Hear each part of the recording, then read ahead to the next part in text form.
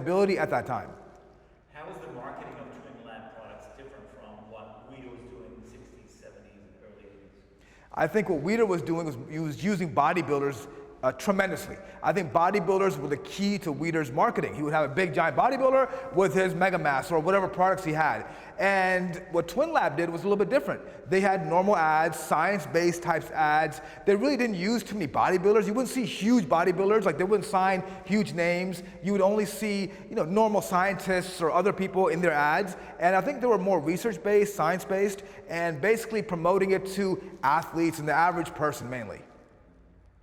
They did use bodybuilders later on, but I think it was more them really in the gym, like doing like realistic stuff, as opposed to Weider, you have a hook and shake with the girl on the beach. Yeah, I mean, I think Weider, what he did was really maximize the bodybuilding lifestyle, right? The California, the beach, the babes, the kind of the whole thing with the bodybuilding lifestyle. Weider really maximized the bodybuilding lifestyle. He was showing guys on the beach drinking a shake with a hot, babe next to him, and really promoted that. Twin Lab was a little bit different. Again, it was more science-based. It was very kind of really like showing that products work and they're solid and there's a research. And they did have Lee Haney and they did have some other products before, and they had TV marketing, which no one was really doing at the time. So they were one of the first companies to actually use TV as a medium. And they used to advertise on TV. They used to have Lee Haney. And so at that time, Lee Haney was very popular, Mr. Olympia. And so they used him to maximize their line. And again, most of the line was really meant for the mainstream population. Whereas Weider's line was really for hardcore bodybuilders. I mean, no average person would take Mega Mass 10,000. Like generally, unless they wanted to become a bodybuilder, right? So Twin Lab was a little different. They had vitamins, they had minerals, they had potassium, and a lot of other things that people used, and mainly to get lean and other things as well. Okay, right? Now, Twin Lab, again, had a mainstream appeal, but they also did use Lee Haney as a bodybuilder promoting their brand. They were one of the first brands to actually use TV marketing. They had TV commercials. You saw Lee Haney on there. I train harder, I ate smarter, and used Twin Lab supplements. You saw that. But they were also marketing to athletes. They also had tons of products that were for the mainstream. Potassium, minerals, Rip Fuel, other things that were really not meant specifically for bodybuilders. Weider, on the other hand, really did target and market the bodybuilding lifestyle. He had the protein drink on the beach with a babe next to you and big muscles and, I want to be like Arnold and I want to be like this and that. So that was kind of the main difference, and it worked for both of them at that time. A little company on the East Coast came out with a little product that was somewhat revolutionary called Animal Pack. They were the first to really push tons of vitamins in one little pack. It became like an instant cult. It was Universal Nutrition. Do you remember that? Yeah, Universal Nutrition, they came out and what they wanted to do is say, listen, instead of taking 20 different pills and 20 different products, we're gonna put everything into one product, right? It was a hot stuff mentality. Okay, we're gonna put everything into these little animal packs, make it convenient, and what's really interesting is something as simple as putting something in one pack that bodybuilders can carry with them and get the maximum nutrients. And they basically promoted that, listen, some of you are deficient in some of these vitamins and minerals, and that's stopping you from getting muscles and getting stronger. So they promoted that as a convenient, easy way to get nutrients in a very simple pack. And Animal Pack was very popular back then with all the bodybuilders. They were all taking that. Which brings us to hot stuff. What the heck was hot stuff? Hot stuff was one of those kitchen sink formulas. It was one of the formulas that literally had everything except the kitchen sink. And it had a ton of ingredients. It was kind of an all-in-one formulation. Again, from a marketing standpoint, it was like, listen, you don't want to take 20 different products. We took all that and put it into one product, and we called it Hot Stuff. And there was actually another product they launched called Up Your Gas. I don't know if you, if people remember Up Your Gas, but they had another product that, I'll say it again.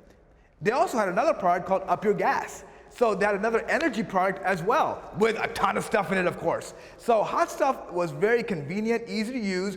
I'm not sure if the formula worked or not, but I think that what the uniqueness was, hey, listen, I'll take everything and put it into one formula, and they actually started that trend of creating products with tons of ingredients in it, so you wouldn't have to take multiple products.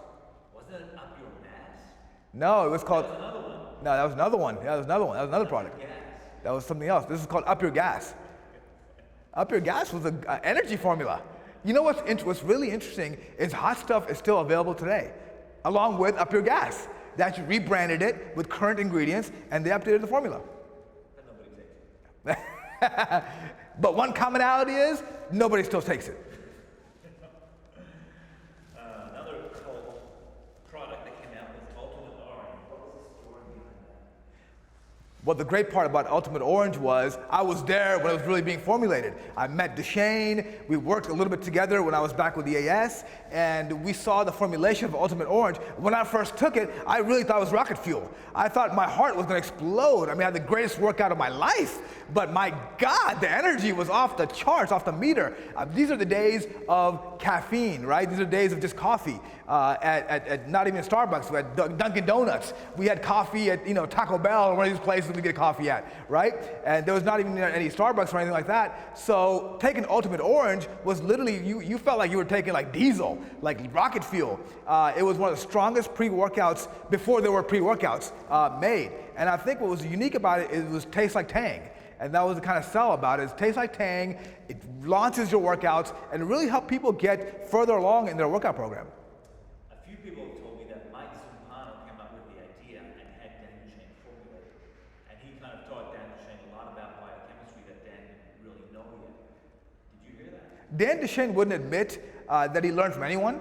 It was all Dan. So he would say that he formulated Ultimate Orange and that it was his idea. And I think that that's what the vibe I got speaking to Dan back in the 90s. But you didn't hear about Mike Zumpano coming up with it? No. Because then he had David Champion. Jenkins kind of fund it and sell it with Bill Phillips. So it was just one little group. No. Dan wouldn't discuss that.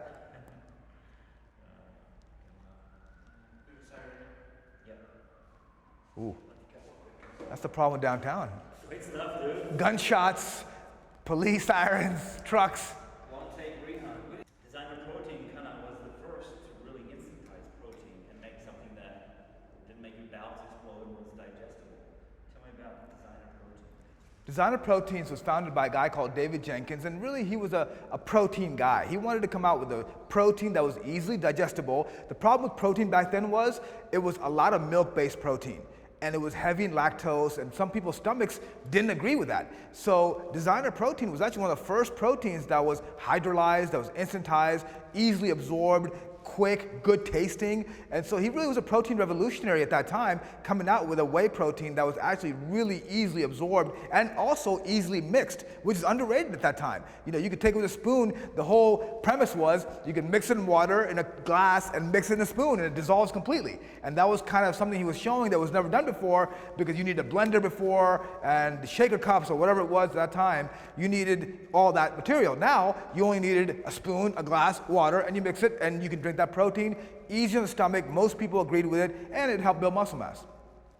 An anesthesiologist named Dr. Scott Conley came up with a brilliant concept. What was that? Scott Conley, wow, we go back far, back in the day, a galaxy far, far away, a long, long time ago.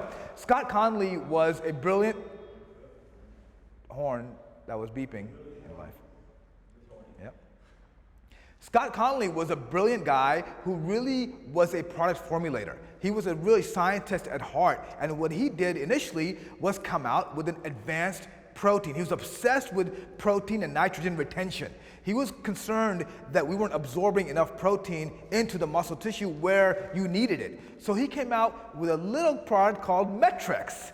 And back in the day, they used to be called Base and Plus. It was 2 bottles of Metrex. You had to mix one into the other, and that created this sort of, super formula, and you drank it. And people had great results, and it was one of the first products that was marketed specifically to increase lean muscle mass, strength. He had tons of research on it. He was having all the athletes take it, and it was one of the first protein products that was actually clinically proven to work to increase lean muscle mass and allow for fat loss to occur as well. So Scott Conley had it down well, and the great part was, marketing-wise as well, was you had to mix this base with this plus to create the ultimate, sort of mad scientist formula. People love that. They're like, wow, you got to activate it. You got to mix the two, otherwise it's not going to work. So it was brilliant marketing, a good solid product, and he actually made that into packets later, which we know became Metrex as it is today.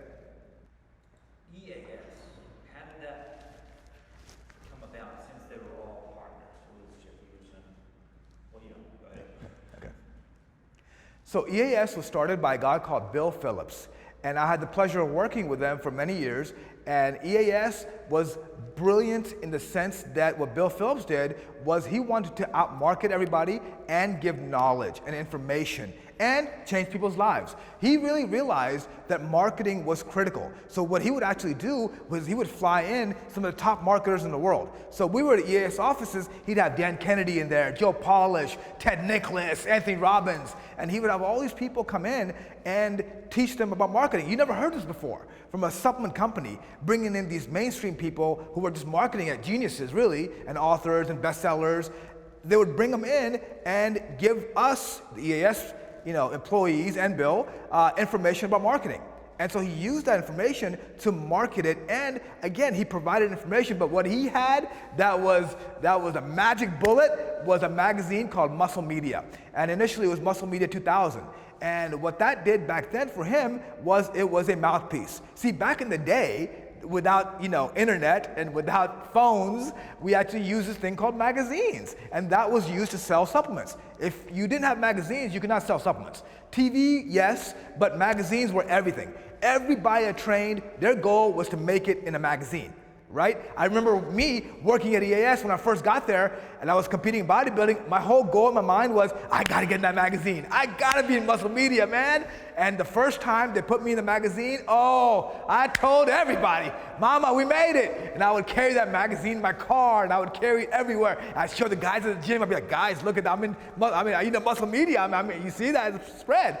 So it was a proud moment for me, but that's what he did. He actually used the magazine to sell his products. And what he realized was the more you tell, the more you sell. And he provided information, which is a brilliant tactic and really helpful to people. He provided programs and knowledge and articles. He would actually promote his products in a scientific article. So he would say, guys, do you have neurotransmitter burnout? Do you have this and do you have that? It was like one of those pharmaceutical ads you see, right? Do you blink? Do you sleep at night? Do you wake up? You might have so-and-so, right? So he would make this thing up where he would say, listen, are you guys sore longer than you should be?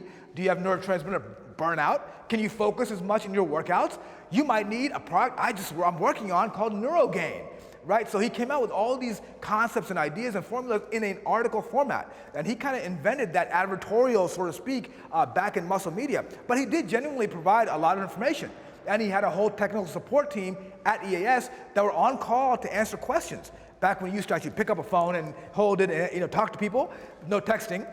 He used to have a staff of people in the technical support department at EAS that would call and be available to answer questions. He would answer every letter that was sent to him. Imagine writing a letter to your supplement company, back when letters were huge. You would write a letter and say, Bill, I'm looking for this and that. He would actually respond with his signature, and people were so happy they got that. Sometimes he would send samples, he would send free product. So he was great at customer service. He was the master of marketing, customer service, and providing information. And he perfected something called body transformation. He was the guy that said, look, Cybergenics did this years ago.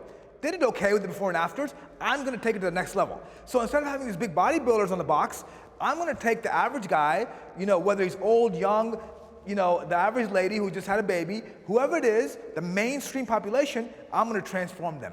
And I'm gonna motivate them by giving them a Corvette, or giving them a car, or giving them money.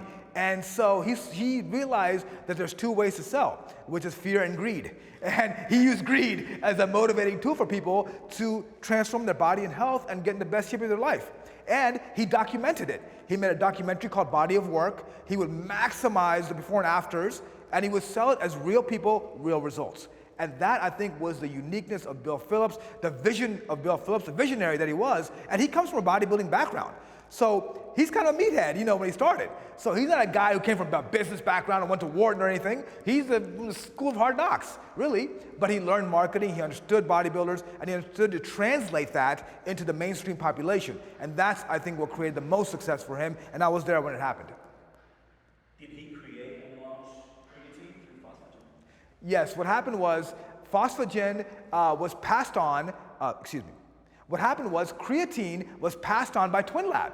And Bill Phillips, again, being a visionary, and that's another great thing that Bill Phillips did. He was science-based. He would actually have events for scientists. He'd fly in some of the top scientists around the country to have a party for them.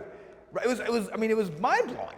And he would actually fund his own research studies, not on the ingredients, but actually on the product. So he had a whole science division, which was really revolutionary. So he realized that creatine came, and he's like, wow. He saw the research with Paul Greenhuff out in the UK, who was mixing creatine, having great results. People were using it. He says, wow, this is revolutionary. There's science behind it. People are getting results. And he made all of us try it, of course, in the beginning. So we were all guinea pigs walking around taking this strange white powder. And the only white powder I knew, growing up in Miami was the one you sniff. You don't ingest this kind of white powder.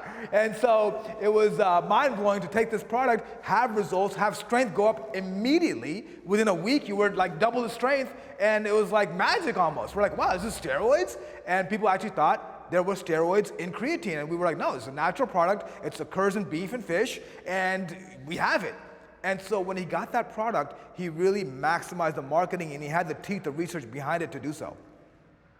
When Muscle Tech came along, how were they different from everybody else? Or were they? Were they just reinventing the wheel, or they just... I would say Muscle Tech...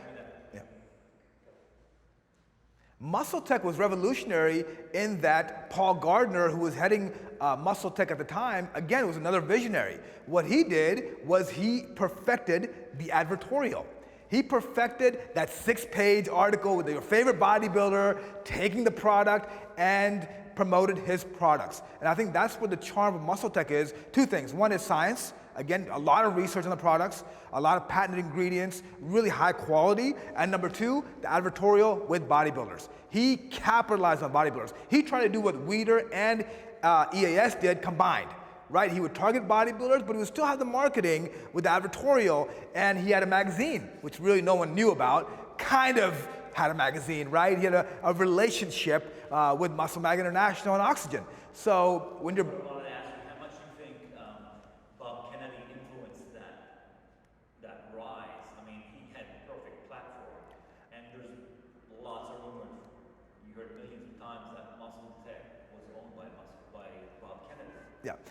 there was a lot of rumors about how Muscle Tech was owned by Bob Kennedy. I'm not sure if that was the case. No one's really proven that. Some people say it was the other way around. Some people say Muscle Tech was actually funding Muscle Mag International and Oxygen, and really at the end was funding Bob Kennedy. But who knows the real story? What I can say is that they had a synergistic relationship. And the reason I know that is because they were buying 200 pages of advertising some months in Muscle Mag International and in Oxygen. But the great part was Muscle Tech had a lot of sub-brands. They had these little brands you'd never even heard of, but they were Muscle Tech brands. Six Star and other brands that were kind of being marketed under the Muscle Tech umbrella. And so you see all these ads for other brands, but they're all under the Muscle Tech umbrella. Another brilliant marketing tactic by Paul Gardner. So you had all these kind of synergistic forces working together, and again, timing is everything. Timing was everything, right? There was a gap in the market when EAS kind of declined a little bit. They got bought out. They had new funding, new partners. Muscle Tech was right there. Twin Lab was declining, and they just killed my momentum.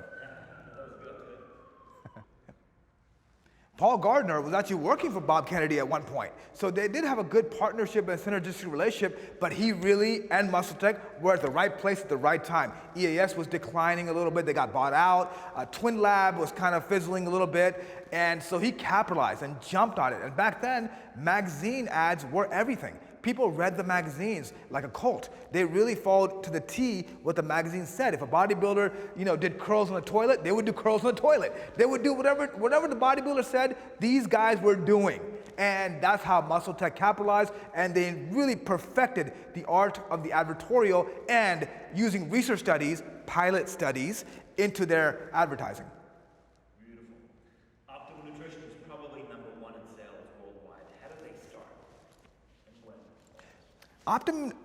Optimum Nutrition really wanted to be the brand that had the lowest cost. They wanted to own the low-priced sort of products. And that's kind of how their philosophy started. They were coming out with products that were just lower priced than everybody else.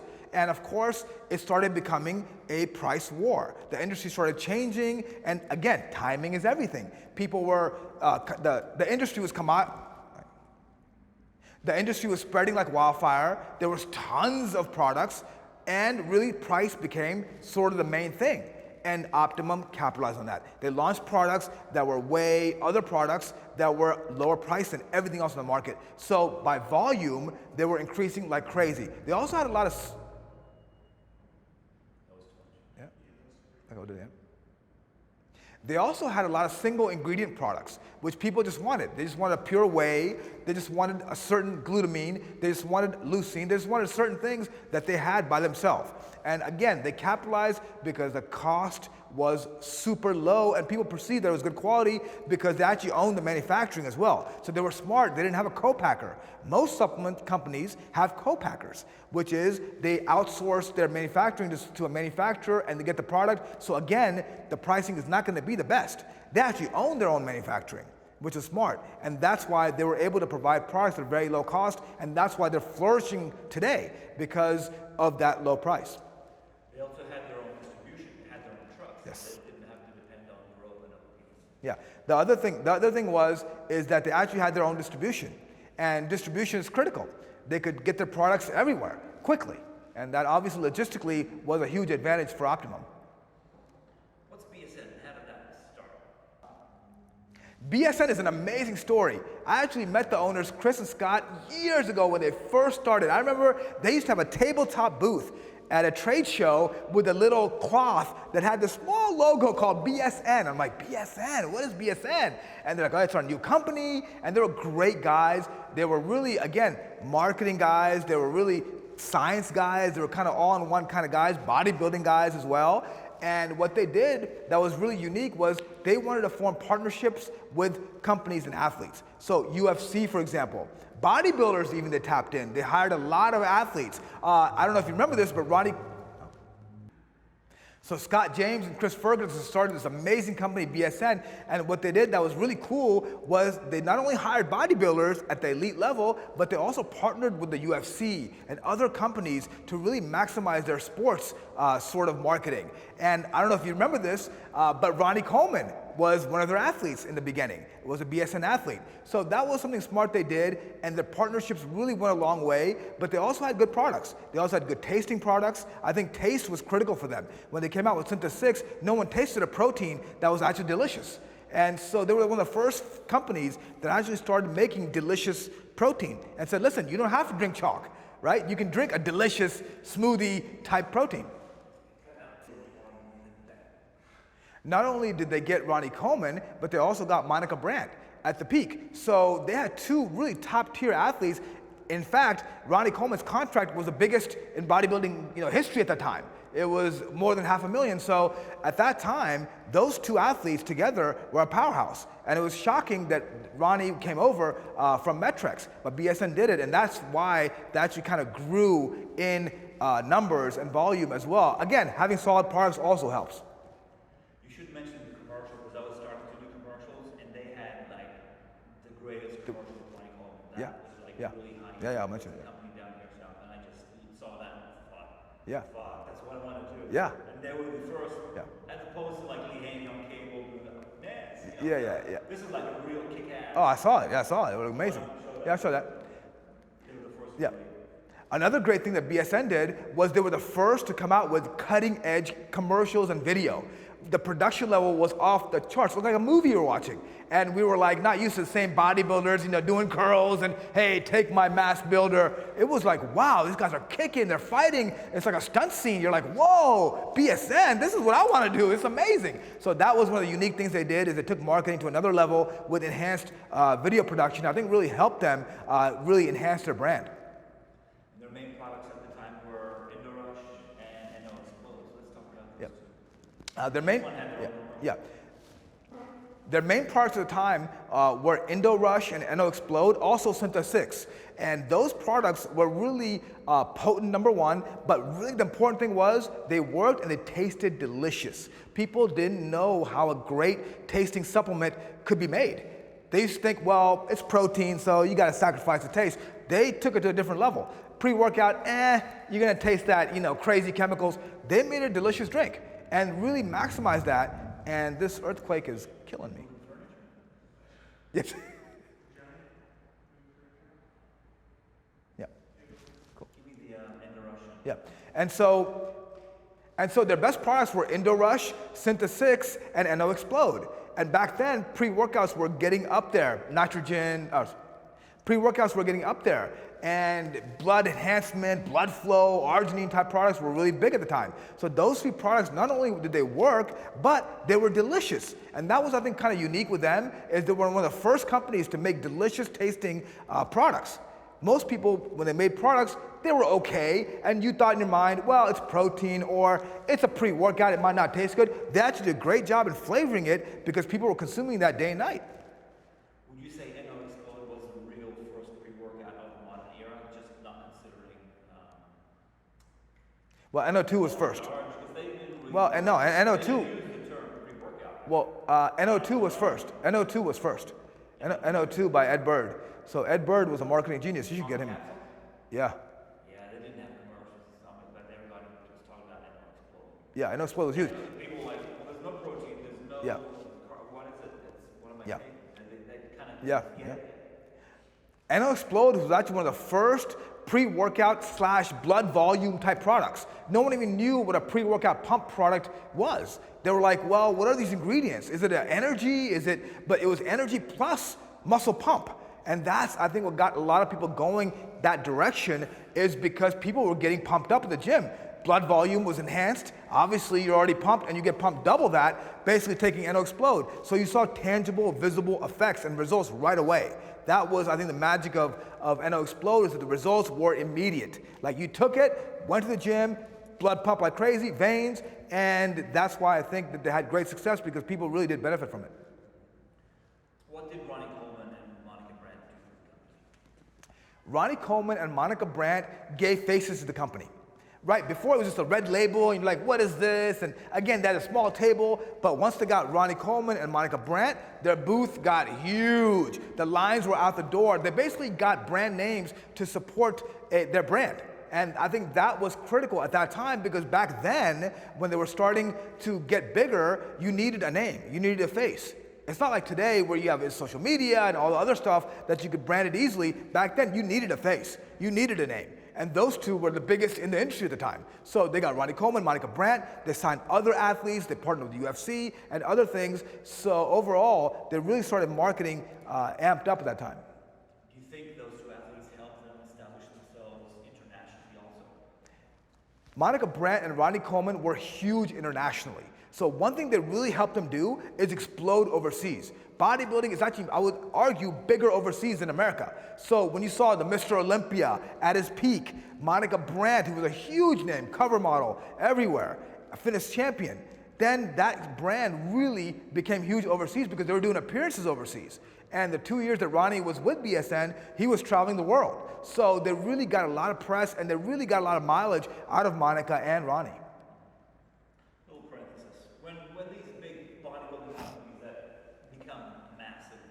They sell to Abbott, to other mainstream. Everything changes, and it just seems like it goes downhill. Why is that? That's a phenomenon that we've seen at least 5 or 6 times. The reason that the companies change once they sell to larger corporations is because they're not in that business. That's what happens. So for example, when Abbott Labs bought EAS, Abbott Lab makes baby formula. Right? So they don't really know about sports nutrition. What's really unique is that sports nutrition is unlike any other industry. And people who've entered it and failed can explain to you why. Very unique consumer, very educated consumer, very skeptical consumer, and so a fickle consumer. So you have changes that occur when a large corporation buys a sports supplement company and they don't connect with the consumer anymore. So what really happens is they distance from their customer. And that customer base that was built up with loyalty and brand loyalty, that ends. When you come in and start just adding new flavors of products, the innovation goes away, they really become a profit center. And again, when a large corporation buys them out, they're looking at financials. And when the financials are into it, you know it's not gonna be passion driven, it's gonna be finance driven. Jeez, this is nuts. This is crazy. The ghetto birds.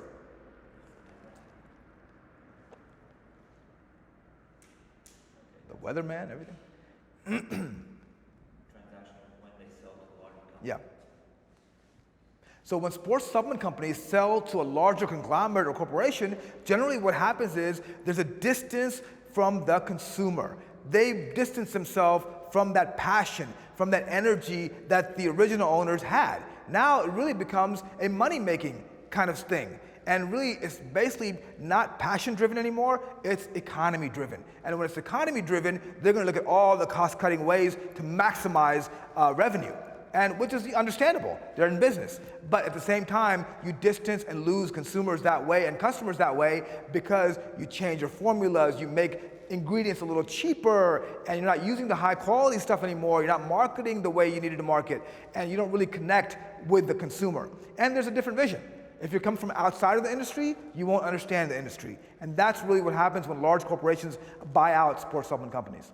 Do you think it's also the way it's sold and the assets of where you actually make the purchase? Like Metric was such a cult hit, and it ends up at Walmart, and that consumer, like you said, just would never buy it. They're going to go to Walmart. Yeah. Walmart is where brands go to die, when it comes to sports supplements at least. Look, a lot of money in it, but that's where dreams and products go to die, unfortunately. And this, we've seen this over and over and over again. Number one, what happens is when you go to Walmart, you have to change the formula.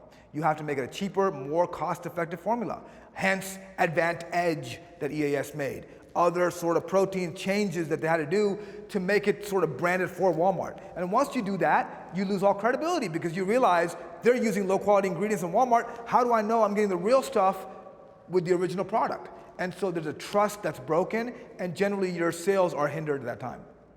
What is it that's so appetizing to them? What sells the most about sports supplement is one word: growth. That industry is growing. For over 20 years it's been growing. And that is what investors, what corporations always look at. They look at growth, sustainable growth. There's never been one year that There's never been one year that the sports supplement industry actually went down in sales. It's been rising since the beginning. So obviously investors and corporate entities see that, and they see profits there, and they realize, hey, they already have working machinery, they already have product, they already have marketing. We can now capitalize that and cut some of the corners a little bit and make more profit. And that's kind of generally what happens.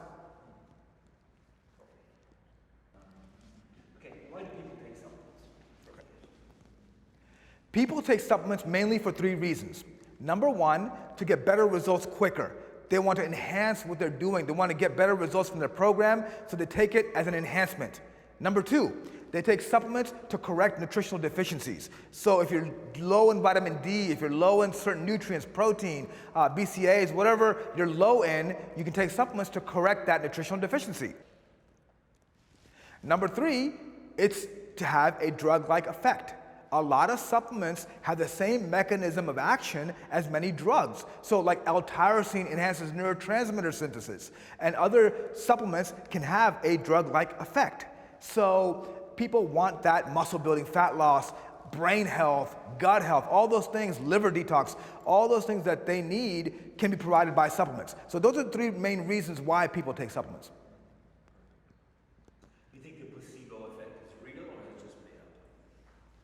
I believe the placebo effect is real in some people. It depends on the person, but we've seen the placebo effect. It's been tested in many, many research studies. So there is a placebo effect with certain supplements, but that placebo effect can have a real effect depending on duration of use, depending on the individual, but definitely agree that the placebo effect can be real to some people. And you think that placebo effect is almost like a trigger which makes you make other changes in your lifestyle throughout the day? It's not just thinking that supplement's going to make me work. All of a sudden you might train a little harder too, or you're a little stricter on your diet. So you think that triggers other behavior? The research shows that the placebo effect really enhances other areas. If you believe something is working for you, then mentally you'll be more in tune with your diet, maybe train a little harder, maybe sleep better. You might do all the other intangible things because you feel like this thing is giving you an edge. So absolutely, I think the placebo effect can have many numerous benefits outside of just taking a supplement. What do you like about the industry? What do you dislike about it? What I love about the industry is the positive change that can occur in your body and health by taking supplements, by following a good nutrition program, by training hard. I love the idea of walking in the gym as a zero and leaving as a hero. I love the idea that supplements, nutrition, and training can change your body no matter who you are, no matter what you are. You don't have to have genetics. You don't have to be 7 foot tall to play in the NBA, right? You can do anything in the gym. You could be a hero. And that's what I love about the industry is you can take someone that's a skinny, that's getting sand kicked on the beach in his face and suddenly become like a superhero just by taking supplements, training hard, getting a good diet, getting good sleep, and really changing their body. I love that part of the industry. What I don't like about the industry is certain charlatans out there who make crazy claims. What I don't like about the industry is certain charlatans out there who give the whole industry a bad name. Like Bon Jovi had a song, right? You give love a bad name. Well, these people are giving the whole industry a bad name by doing these charlatan activities, selling snake oil, low quality products, making crazy claims that can't be substantiated. I don't like that part of the industry, and I think the industry really needs to have some self-regulation. If you look at the fragrance industry, for example, you'll see it's self-regulated.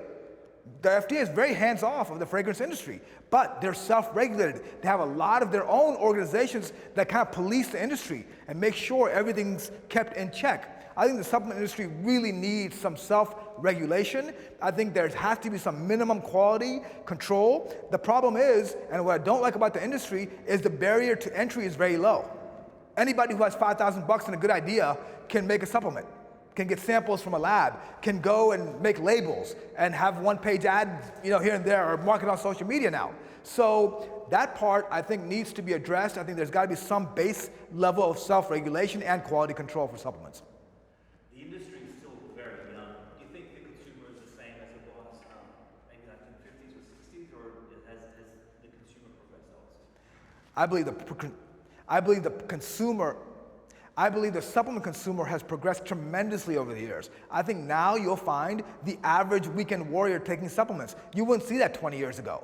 Now athletes are taking supplements, kids are taking supplements. There's a whole kids line of supplements out there now. So I think the consumer has tremendously changed. I think more people are taking supplements more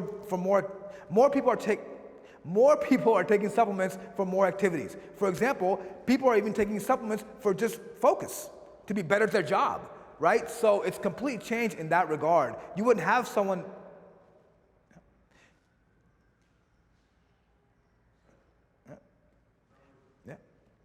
You wouldn't have someone take supplements 20 years ago just to give you brain focus. Right now, you're doing that.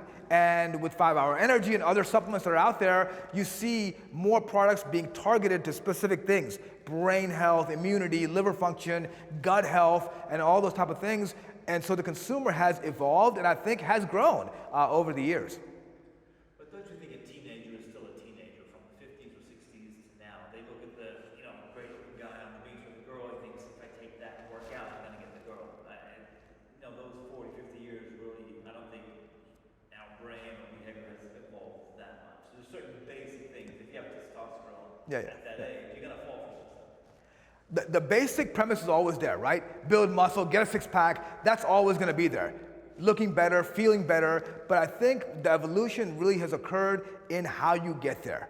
Now you are in an information overload. Before you were like, hey, I want to look like that guy on the beach, the weeder guy drinking protein with a babe. Now it's like, oh, so how do I structure my program? How do I use this app and time my workouts? And what strategies should I use? What science is behind these supplements? So I think the consumer has gotten much more educated, especially teenagers. And I think back in the day, you wouldn't have that. You would just see a guy on the beach. You would see an ad with a muscle guy taking a protein. I want that because that guy drinks that. Now I think the evolution has occurred with education.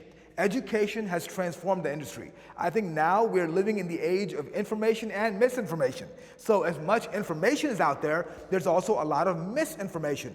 But I think now the consumers are much more educated about supplements and they actually read more and there's more reviews and you can't hide anymore. That's what's really changed about the consumer. Back in the day, you didn't know exactly what was going on. You couldn't really have access to a lot of people taking the product. What you really saw was friends taking it or people in your inner circle. Now, you can read reviews, thousands of reviews on any product. You can look up anything now and find out every detail of every single thing you're taking. So I think that has really changed the game in the industry is the consumer knowledge. Well, having been in the industry for 25 years, I can tell you there's 3 things that sell supplements. One is you got to have a quality product because you don't want to sell the consumer once. You want to have them repeat. That's what sells a product. Quality product that works, number 1. Has to be a great product. Number 2, you have to have solid marketing, which means target marketing, reaching the person you are targeting. Number 3, you have to have distribution. And I think if you have a good product, marketing, distribution, that's the trifecta. But if you have 2 out of those 3, you're gonna have success. So if you name any brand out there that has any success, you will see that they have 2 out of those 3 things. Good product, good marketing, good distribution. Now you can just have marketing and distribution and do great. You can have good product and just good distribution and do great. You can have good product and marketing. So all those kind of things together, I think are important in selling and making your product effective. So what was the first ad that you saw for a supplement and how did that affect you? Do you remember that? The first ad I saw for a supplement was a guy called Achim Albrecht. And he was standing next to a giant doggy bag of weight gainer by Weider. And I was like, oh my God, that guy's a 12-pack. I want to be huge like him. So I got the Weider concrete laced plastic dumbbell set and the barbell set with the little plastic on the bar from my home gym. And that's what motivated me. But seeing a big bodybuilder taking that protein, who I thought at that time was taking that protein, I had no idea they were taking steroids or anything else. I was like, wow, that's what I want to look like. And I just, again, the mentality was, take that, look like that. And that's kind of my first experience with bodybuilding supplements. Or was it like for years you were like kind of sucked into it? It was pretty instantly, after talking to certain bodybuilders. Okay. I mean, start the answer with. Right. So after seeing Achim Albrecht holding a weight gainer, I thought to myself, is this real or is it not real? So in a short period of time, speaking to other bodybuilders, reading other magazines, I really realized that it was more than just a weight gainer. So I kind of was onto him pretty quick. The difference between advertising from the 50s and 60s to now is the medium has changed. See, before it was all radio, magazines, some TV, but mainly just magazines. Magazines were everything, books and magazines. If you were in the magazine, you could market like crazy. If you had good information, you could market, you could support your product and get sales. The medium has completely changed. Now, the basics remain the same. People still want to be built, people still want to be lean, people want to get that babe or whatever, right? But the medium has changed. Now, you're in the information age. So now the medium is social media. If you're not on social media, your brand is dead. So social media, using TV, using Facebook advertising, Instagram advertising, Twitter, and using every medium that's available to you to market directly to the consumer in an instantized world. See, back in the 50s and 60s, it would be monthly, right?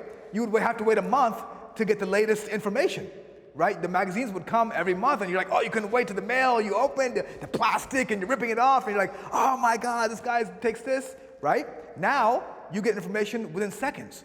And people's attention span has changed. So the marketing has changed because people's attention span has changed. Now you have to provide stories and information and you gotta be on it. And what I found with consumers is if you don't post a lot, you're dead to them.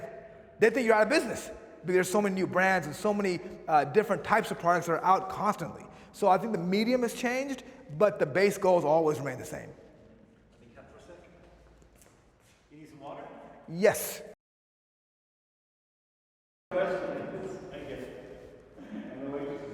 I'll train you when you get there. All right, let's go. This day of social media, is it still valid for a company to do a trade show? Well, in this age of social media, trade shows have really suffered. But what they've done with trade shows is incorporate social media into the trade shows. So now you'll see lines out the door for influencers and social media stars you've never heard of before. Back in the day, it was bodybuilders, known actors, UFC fighters, athletes. Now, you've got a guy on YouTube who you've never heard of before doing backflips or whatever he's doing, or eating protein powder by itself or some crazy gimmick, and now he's got lines out the door. So what these trade shows have done is incorporate social media stars, so I think they're really working synergistically together to really promote the trade show and online presence. So that's going on. I think there's a synergy between social media and trade shows. I think that they're working together to really grow both. And I think that's what the future will hold. And also the industry's growing. So you have more people who are interested in fitness because of social media stars, because of people who are like, I look like that, I could be like that, right? Realistic type results. And that's why you'll see a lot of these social media individuals who are having fitness success that aren't bodybuilders, that aren't huge. They're just the average guy, dad bod, kind of got a six pack. And it's like, wow, that's attainable. That's the guy I can look up to. So you'll see a lot of these kind of guys, Kristen Guzman, other people who aren't huge, but are huge online because of the content, because of reachable kind of goals. And again, they work synergistically with trade shows to promote both because they're both growing. Social media is growing, and most trade shows I know are growing tremendously. I think the downside of selling supplements online through social media is the volume of massive advertisements you're hit with. You don't know what's real, you don't know what's what. Every day you're getting hit up with a new brand. I think there's two brands that did pretty decent on social media. One was Shreds, one is First Form. They're doing pretty good because they've got some of the biggest influencers on social media promoting their products. And again, you gotta find a way to promote it regularly. And I think that's why most companies on social media are failing, because they're not promoting it enough regularly. Like, you need to have huge influencers that have millions of followers that get bombarded by the same product over and over again. Because again, right now, the information age creates attention span that's like 5 seconds. You have 5 to 7 seconds to capture someone. Back 20 years ago, you had a minute. That you did studies on this, and they showed that people today, their attention span is less than 10 seconds. So you have 10 seconds or less to get someone's attention, otherwise they're going on to the next product. And so that's why, if you're not careful, you can get lost with all the brands, and that's why some brands are suffering unless you have very powerful social media influencers promoting your product. If you had to give advice to a young man or woman or anybody that is starting their own supplement brand, what are the key aspects that need to be covered for them to be successful? I think one of the keys to starting a supplement brand is show me the money, like Jerry Maguire. I think it is kind of financially based. You have to have certain amount of funding to support your brand, because eventually most companies fail. Why? They run out of money. And I think in supplements, you're gonna have a lot of expenses you didn't foresee. Shipping issues, returns, product recalls, things like that. You're gonna have a lot of things that you didn't foresee. Marketing costs that weren't there before. And so I think it's important to have some good funding base. Number two, you have to have passion, which is critical. Number three, you have to have knowledge. You have to have expertise in product development, in marketing, in distribution. And number four, you gotta have network. You have to have a network of people that you already know that can get you into certain places, certain stores, online, whatever it may be. You have to have all those things. Again, going back to the three key things to having a successful supplement company. One is a great product, so you have to have some kind of expertise or someone with expertise in your company. Number two, marketing. You have to understand marketing today, not 20 years ago. Understand today's market, understand the consumer today. And number three, distribution. So if you have all those three things, you're gonna have success, but that all requires initial investment and money and expertise. So you think the days of that one guy came out with Jack, with that one product with no magazine ad, that became the #1 sports supplement sold worldwide, you think those days are over? I think you can absolutely create a great product, and I think today is the greatest age we're living in terms of supplements. Even though there's a ton of competition, you can literally, again, have an idea, have a low budget, and you, with the right connections and expertise, you can maximize that budget and launch a brand globally. For example, Jacked is a great example. They got what? Distribution, and they had good marketing, and they had a good product, but they got the distribution early, and that created worldwide success for them. And other brands can do the same thing. If you understand social media, if you get one or two large influencers that regularly promote the product, and if you can get some distribution online, specifically with Amazon and other people that are big players now, I think you can have great success. Now, you can also fail, but I think that I'm the forever optimist, so I say, hey, go for it, why not? They got GNC right up front. Bodybuilding.com and GNC. Built the whole thing without a magazine. Well, but they have, when you have GNC and bodybuilding.com, But everything was a product that was so drug-like. I mean, there were it was drug-like effect. at the clubs. They never set foot in the gym. They're like Jack. Oh, so it was a great product. It was like something in Yeah, absolutely. roots. I Yeah. don't know what the fuck and how he did it. Because he was only on bodybuilding.com. Word of mouth. Word of mouth helped a lot, absolutely. When you have a good product, it's going to spread. Yeah, sure. Even from marketing. Sure. And plus, it was really Yeah. strong, maybe to a fault. Yeah. Right?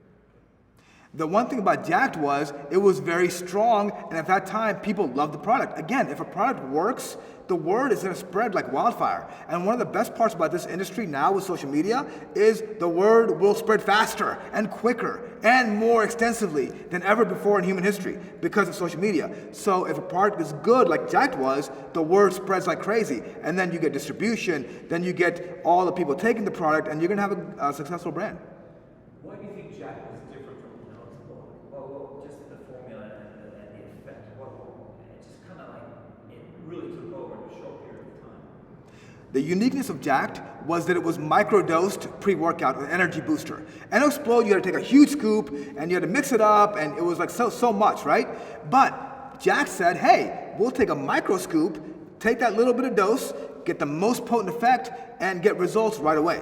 So I think that's what they really did, is they microdosed it. It was one of the first products that was actually microdosed as a pre-workout, as an energy product, without taking a huge scoop. Now, it's interesting, they're going back to larger scoops and going back to more powder pre-workout and for energy. What was their marketing strategy? Why did they think their product was so different, apart from just the size of the scoop? I think the difference with Jacked was the potency of the product. I think the potency was very, very high quality. And I think they microdosed it in the right amount that it really worked well for people. And they got GNC, they got bodybuilding.com. So again, the distribution came quickly because of the quality and effectiveness of the product. I think American brands and products have an edge on a global market. I mean, how do the foreign companies and distributors look at American products? I think they still have an edge, or they're different, they think the whole market's cheesier. What do they think about American products? I would say that American products still have an edge overseas. And the reason why is they believe that there's better quality in manufacturing for supplements in America.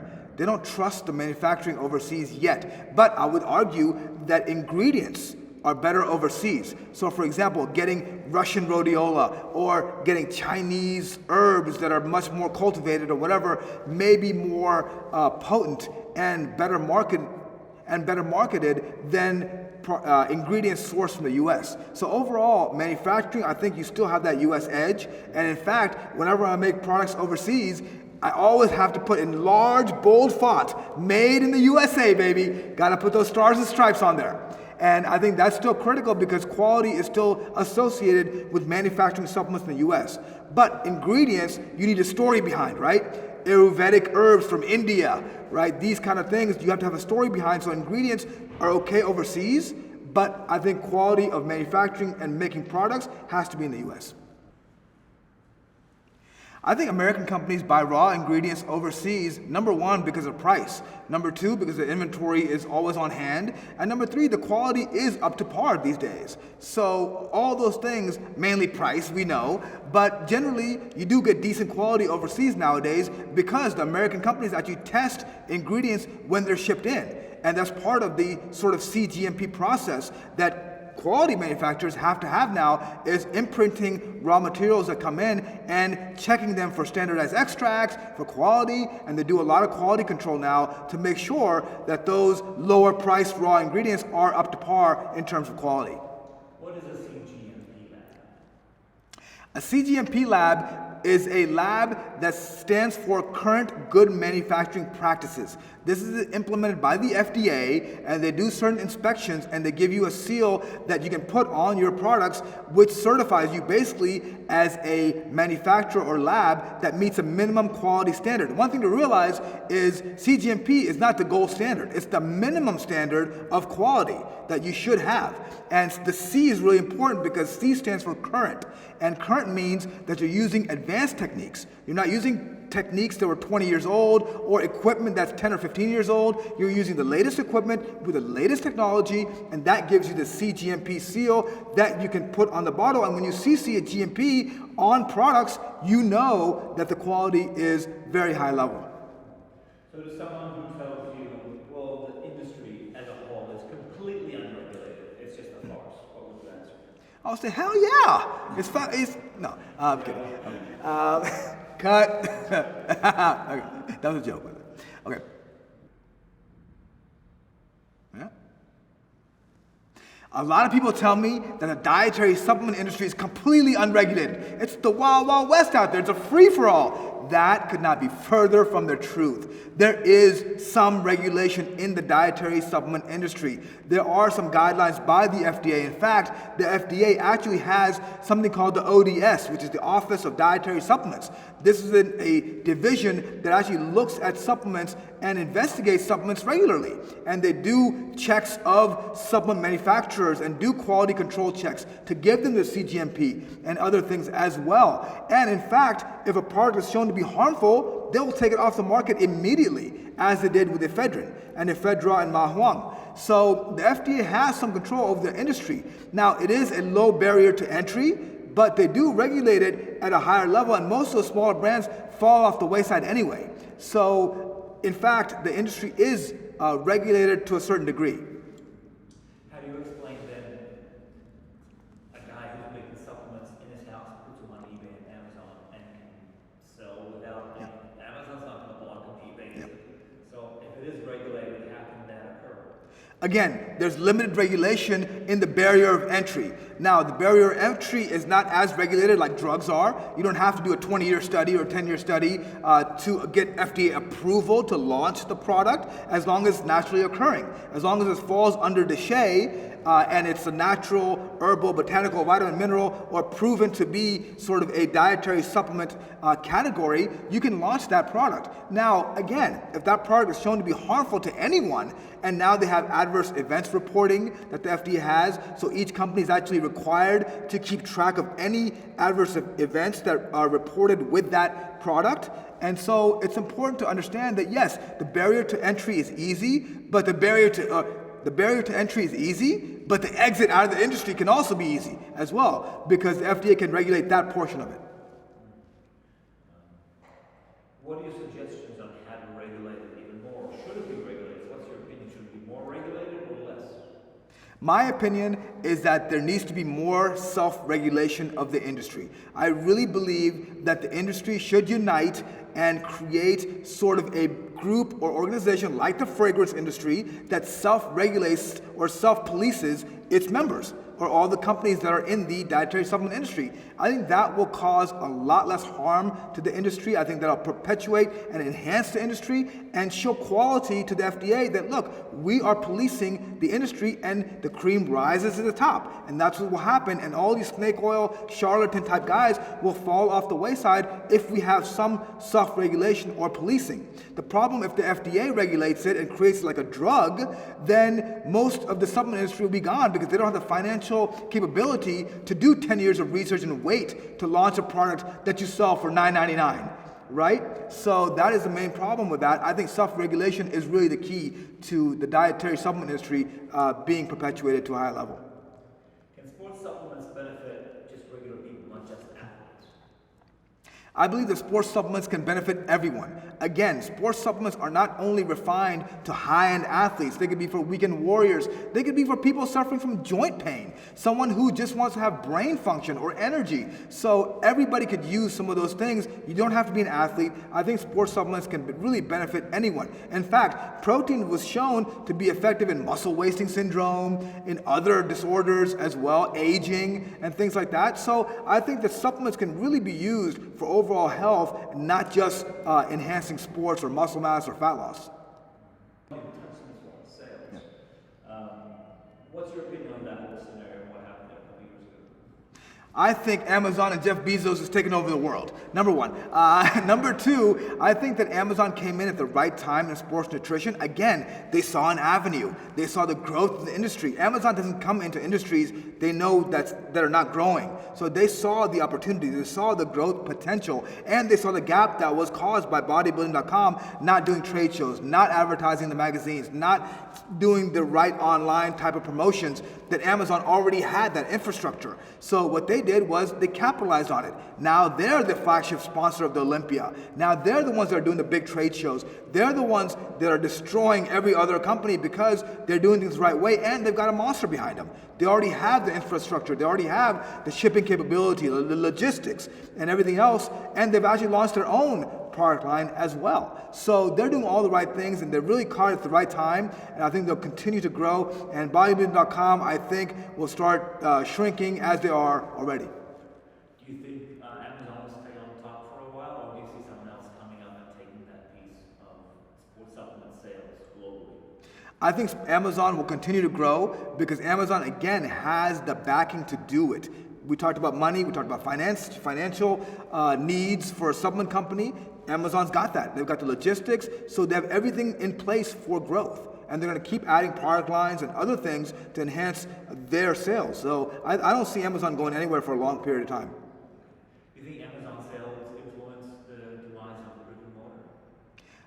I think Amazon sales do enhance the demise of brick and mortar stores, but I think they will still be around because people still want to touch and feel the product. And I think they've decreased a lot, and online obviously is increasing and will continue to increase, but there's still a segment of the population that wants to compare products in their hand, see the products, what's in there, how it looks, and even taste it at some stores that they do now. So I think that will never change. But again, the market is changing to Amazon, to online, to quick convenience, to same-day shipping, and all those type of things. So I do think that eventually the brick and mortar will be gone.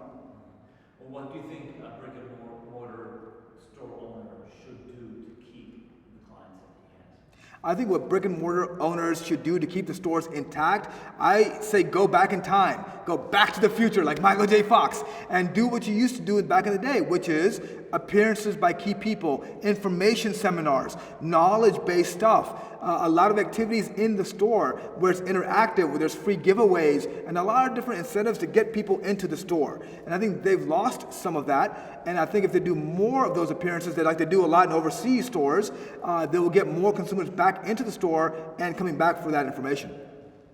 I think just the guy behind the counter giving you real advice instead of reading a blog where, like you said, you don't know where to get the information. So if you trust that one guy who knows who's not going to steer you wrong, you'll go there if it's $1 or $2 more.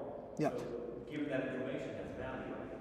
I think the information provided by the retail person that's working the store is important.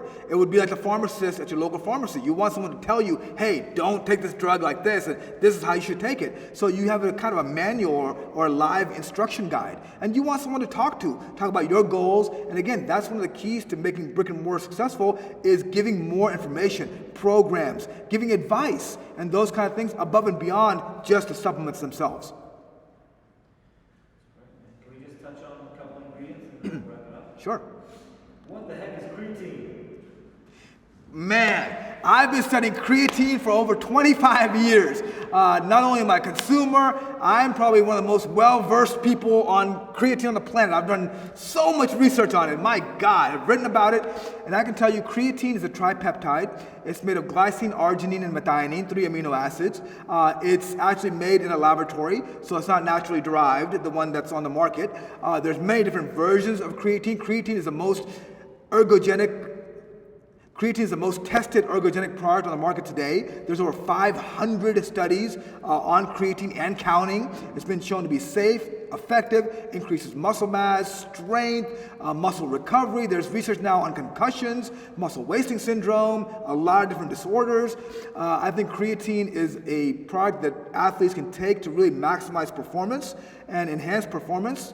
And there's a lot of myths about creatine that affects kidney function and adversely affects liver health. That's actually false. A lot of research has actually shown it improves liver and kidney function, if you're well hydrated, of course. So I think creatine is really one of the most important supplements that you can take, one of the most proven supplements you can take. And again, there's different forms to it. For example, crealkaline is a form that was made by a guy called Dr. Jeff Galini, a real bright scientist who made this sort of crealkaline that was buffered and it could be better absorbed in the stomach. And really the main difference is it actually causes less stomach discomfort.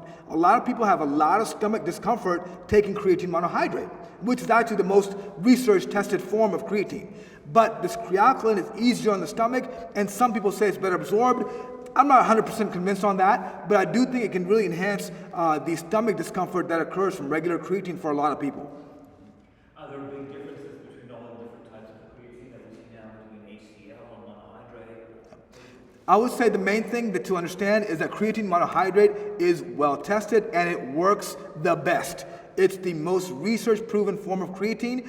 Other ones can certainly work for you. For example, creatine HCl. Again, I'm not a big fan of those type of creatines. I'm not a big fan of creatine ethyl ester. I think there's liver toxicity that can occur with that because your body has to break it down from the ester molecule. And I think that if you stick with pure creatine monohydrate, if you stick with crealkaline, if you have stomach discomfort, creatine magnesium chelate is also one of my favorites because creatine in the muscle cell is actually found as because ATP in the muscle cell is actually found as magnesium ATP. Magnesium actually holds ATP molecules or energy molecules together. So taking magnesium creatine chelate can actually enhance creatine absorption and allow for better results for energy production within the muscle cell. So those are kind of my favorite types of creatine. There's other ones out there. Again, stick with the research. And that's something I'll also mention. I'll say it one more time. That's something I'll also mention. When you're looking at supplements, a few things to look for. Make sure they've done research on their product, not borrowed research on the ingredients. Right? A lot of companies will borrow research from other companies, but the companies that invest in research on their product themselves, those are the companies you want to stick with. Number two, they provide a lot of information, and they have freedom of information. If you ask them about the lot numbers, if you ask them the ingredients, where they're sourced from, if they give you all that information, lab analysis, for example, you know it's a credible company. Also, money back guarantee is important. Also, not exaggerated marketing claims. You want to make sure that they don't have crazy marketing claims. Also, lab analysis of the product itself. What's on the label should be in the bottle. And you also want to buy products that are far away from their expiration date because you want the potency to be high when you take the product. What is whey protein? Whey protein is sort of the number one protein. It basically comes from curds and whey. That's used to throw out whey. Tons of whey was wasted. All that muscle was lost. My God. Could you imagine back in the day, they made curds and whey from milk. They threw away the whey. Oh my God. No way. Anyway, whey protein is the most powerful protein that's Whey protein is a solid protein that's on the market. It's easily digestible, has a high biological value, and is found everywhere. And again, the price is going up on it now, but it is still affordable protein that many people can take, especially if you have lactose intolerance issues. You can take a whey protein isolate that's very pure and filtered that doesn't have any lactose in it as well. So I think it's a solid protein for building muscle, losing fat, tons of research on it, including lowering abdominal fat, building muscle, so many things about whey that are important, suppressing appetite as well. It's a solid protein that most bodybuilders are using today.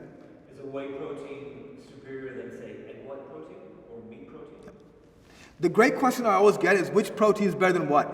The answer to that question always is it depends. It depends on you, your needs, your allergies, your specifics, your goals. I really believe the best protein is a combination of all the proteins. I think a blend is always going to be better for you if you can absorb it and if you can tolerate it. I think the blend will be much better because you get the benefits of each of the proteins, casein, egg protein, whey, even plant-based proteins that can benefit you overall. What are these BCAAs that you hear about? What the heck are they? BCAAs are branched-chain amino acids, and these amino acids have been shown to increase lean muscle mass, help with fat loss, and help with exercise performance. Now, there's been some controversy over BCAAs showing that, hey, if you take protein, you don't need BCAAs. Now, it depends on your exercise regimen, the intensity of training. I agree. If you are not training super intensely, you may not even need BCAAs because whey protein actually is composed of 25% BCAAs. So if you're taking quality whey protein, you really don't need BCAAs. But if you're exercising in the heat, if you're training hard, if you're maybe overtraining, then BCAAs can certainly help you, especially leucine, because BCAAs contain leucine, isoleucine, and valine. Leucine has been shown to turn on genetic factors to help with mTOR, which is sort of a protein that helps with muscle building. And so I think that if you take BCAAs, you should be exercising intensely, and if you do that, I think it can certainly benefit you. What is a pre-workout? Pre-workout drinks are designed, number one, to provide energy. We all need that energy before we train. How many of us are always down in the dumps when we're trying to train? It gives you kind of, some motivation in the bottle. And number one is the motivation, the energy. Number two is it also provides other nutrients that can help brain function, that can help muscle pump, blood flow, and also oxygenation now, so you can get more reps out. And again, it all deals with building muscle and allowing you to lose fat. In terms of microdose pre-workouts or large dose pre-workouts, I think the best products really are the ones that have less ingredients. I think the more ingredients you have in a product, the less quality that may occur. And it makes sense. If you're dealing with 30 or 40 ingredients, it's much harder to make sure the dosages are exact, the quality is perfect for each ingredient, right? So I really believe that if you have sort of single or under 10 ingredients type products that are more potent, that have the right dosages, is much better than pixie dusting or dropping a few milligrams of ingredients and sprinkling them in there to have no effect at all. I'd rather have a potent product with high dose or research-based ingredient amounts than to have pixie dusted ingredients. So to answer the question about having a high dose pre-workout or microdose pre-workout, I think it really depends. It depends on the product and it depends on the ingredients. But I always generally go with less ingredients and more potency. Since the objective of the pre-workout is to increase performance, we try to find that one product that really helps the workout.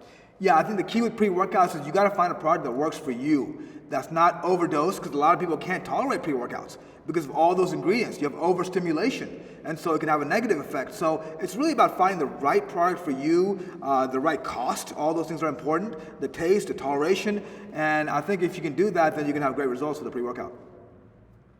What is a testosterone booster? Now, testosterone boosters are on the market today to boost natural testosterone production. Testosterone is the muscle-building hormone. But the problem with boosting too much testosterone is you can have estrogen that's produced. You can have DHT that's produced. So you also have to have an understanding of lowering these byproducts. And so tribulus and zinc and all these ingredients that can boost testosterone naturally, you got to watch out for overproduction of testosterone and having estrogen and DHT effects. You can take certain ingredients like a broccoli extract, diindolylmethane, DIM, or indole 3-carbinol, and other ingredients to lower that. But with testosterone, you can certainly build muscle and lose fat and help with anti-aging effects as well. Now, there's a lot of snake oil in this testosterone boosting market. Most of it's garbage, right? But there's a few that stand out that have some research behind them. Number one is Bulgarian tribulus. Now, most tribulus is not really that effective, but if you can find Bulgarian tribulus that has more than 45% protodiosine, that can be actually quality. And zinc has definitely been proven to boost testosterone levels, and many people have zinc deficiency, and you'll find people who have low testosterone generally have a zinc deficiency. Number three, long jacks. Or LJ100. Urocoma longifolia has been shown to lower sex hormone binding globulin. So it's not really a testosterone booster per se. What it does, it lowers the binding of testosterone, allowing for more free testosterone to be available. So it really increases testosterone availability by lowering sex hormone binding globulin, which binds protein and makes it basically relatively inactive. In terms of the future of the industry, really government regulation is all that can stop us. If the government steps in and they want to make it into drugs, that is really the only challenge that we have is legislation. But I think there's enough volume of companies and people out there that can lobby against that. So hopefully the supplement industry will remain as it is, but with more self-regulation. I think the next thing is CBD. CBD is getting huge, and actually WADA has approved CBD for athletes now. The World Anti-Doping Agency. So, okay, last one. And by the way, CBD has been approved by WADA, and WADA is the World Anti-Doping Agency, so now athletes can take CBD-based products for the Olympics and other things as well. I think that is, okay. And CBD is a hemp extract, but it's not, okay. CBD is a hemp extract, And CBD works by lowering inflammation, enhancing recovery, enhancing brain function. Now you might be thinking to yourself, hemp, whoa, whoa, whoa, am I gonna get high off this CBD? No, CBD actually has no high. It doesn't produce any euphoric effects like THC does, which is another extract of marijuana.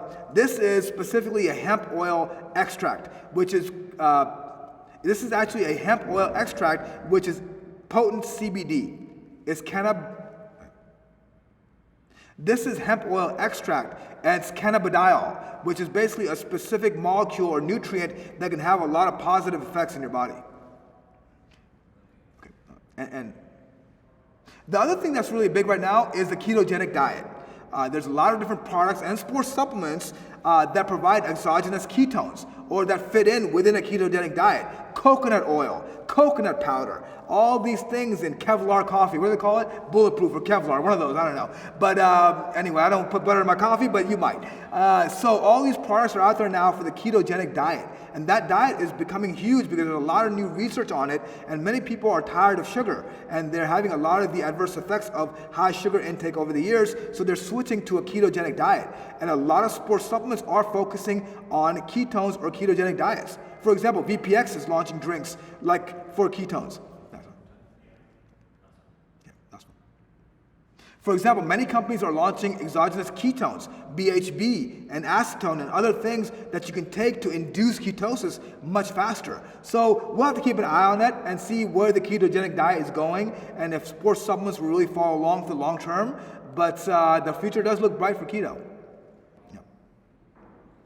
In terms of organic supplements are concerned, I think there is a difference in terms of quality of the ingredients themselves. A lot of supplements, it doesn't really matter if it's organic or not, because your body doesn't know if it's organic. Once you ingest it, it's just that nutrient. But there are certain chemicals and herbs that you do want organic because you don't want any chemicals or toxins or anything like that. So you would prefer to have organic in certain things, but most of the sports supplements that are on the market today, you really don't need organic.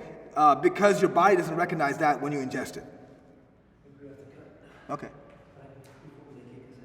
Done.